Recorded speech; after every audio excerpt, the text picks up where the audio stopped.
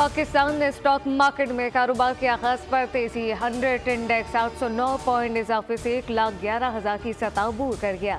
Trading के दौरान 721 point का इजाफा रिकॉर्ड किया गया।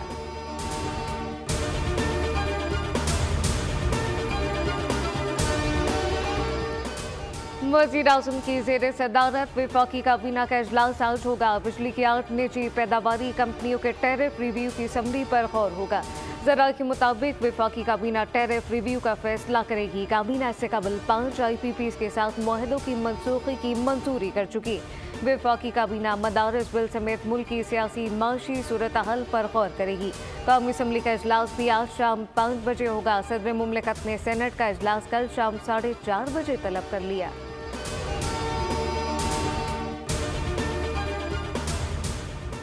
वज़ीर-ए-आज़म शहबाज शरीफ का लबनानी वज़ीर-ए-आज़म नजीब मिकाती से रब्ता। शाम से पाकिस्तानियों के इनखला के लिए मदद मांग ली। कहा कि शाम के तमाम एयरपोर्ट इस वक्त बंद हैं।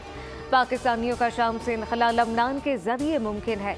लबनानी वज़ीर-ए-आज़म ने फंसे हुए पाकिस्तानी शहरियों को वीज़े देने की यकीन दहानी करा दी। कहा कि पाकिस्तानियों की हर मुमकिन मदद करेंगे। 600 पाकिस्तानी ज़ायरीन शाम में फंस गए। 3 दिन से हालात बदतर हो गए। बोल न्यूज़ बना शाम में फंसे पाकिस्तानियों की आवाज़। दमिश्क में फंसे पाकिस्तानी ज़ायरीन ने बोल न्यूज़ से गुफ्तगू में बताया कि यहाँ वक्फे से फायरिंग हो रही है। कर्फ्यू होने के बाद फ्लाइट कैंसिल हो गई।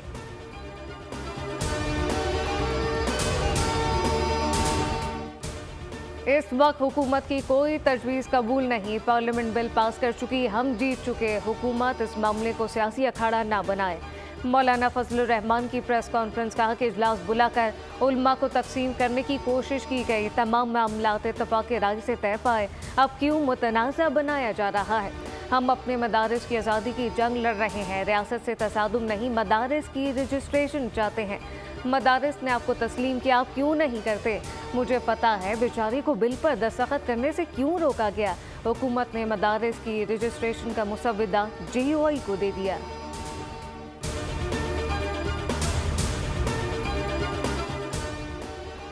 पाकिस्तान और जनूबी अफ्रीका के दरमियान 3 मैचेस पर मुश्तमिल T20 सीरीज़ का पहला टाकरा डर्बन में खेला जाएगा। पाकिस्तानी खिलाड़ियों ने बैटिंग, बॉलिंग और फील्डिंग की प्रैक्टिस की। मैच पाकिस्तानी वक्त के मुताबिक रात 9 बजे डर्बन में खेला जाएगा। कप्तान मोहम्मद रिजवान बोले, जनूबी अफ्रीका के खिलाफ सीरीज चैलेंजिंग होगी, बेहतर नताइज देंगे।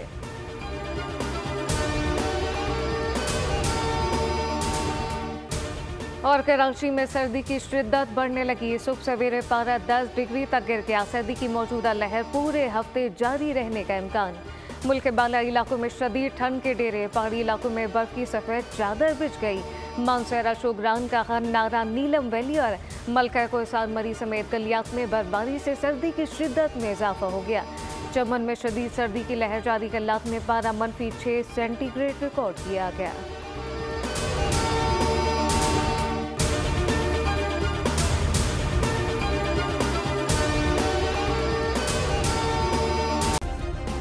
सब्सक्राइब करें और बेल दबाएं ताकि कोई खबर रह न जाए।